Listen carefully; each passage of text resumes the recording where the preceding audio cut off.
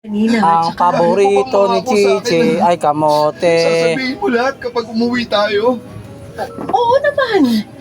Susubukan ko. Chichi Gusto ko lang namang ito ang malaman yung totoo pinaka-favorite eh. niya pagka Kahit gaano itong pa oras. kasakit. Dahil itong oras din siya i-deliver sa amin ni Hepe.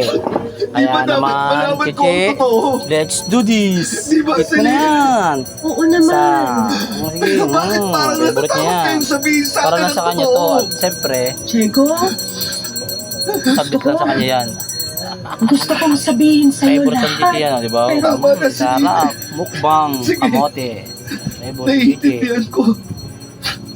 Para lang sa Halika kanya. na. Merenda niya. Okay.